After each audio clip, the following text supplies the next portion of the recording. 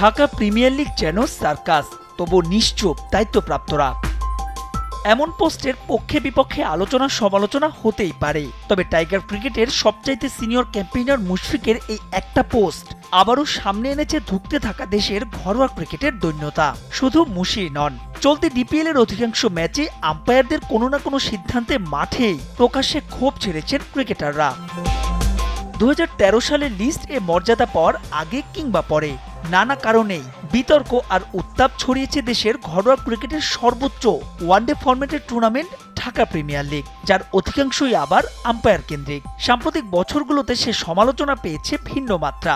চলতি ডিপিএল সরাসরি সম্প্রচার হলেও বিতর্কে আগের সব রেকর্ডই ছাড়িয়ে গেছে।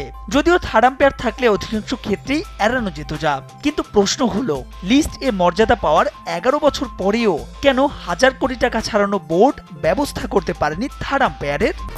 1, 2, 3 ঢাকায় জমি জিতে নিন 100% ক্যাশব্যাক সহ 20 কোটি টাকার পুরস্কার।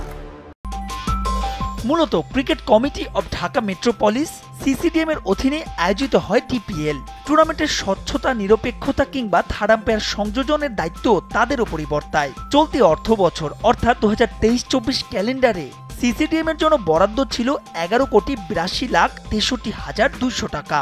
কিন্তু সর্ষের মধ্যেই যখন থাকে ভূত, তখন প্রশ্ন উঠতেই পারে বিড়ালের গলায় ঘণ্টাটা বাঁধবে কে? 2021 সালের নির্বাচনে আবারও বিসিবির সভাপতি হওয়ার পর অনেক আশা নিয়ে নাজমুল হাসান পাপন সিসিডিএম এর দায়িত্ব দেন ক্লাব কোটায় পরিচালক হওয়া সালাউদ্দিন চৌধুরীকে, যিনি একটি কর্পোরেট প্রতিষ্ঠানের বেতনভুক্ত কর্মকর্তা।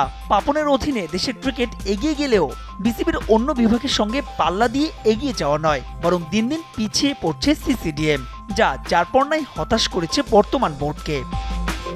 সালাউদ্দিনের সম্পর্কে আরও একটা অভিযোগ হলো ক্রিকেট কিংবা ক্রিকেটারদের সঙ্গে তার সখ্যতা নেই বললেই চলে। মাঠে নয়, তাকে বেশি পাওয়া যায় বিসিবি কিংবা সিসিডিএম এর মিটিংয়ে।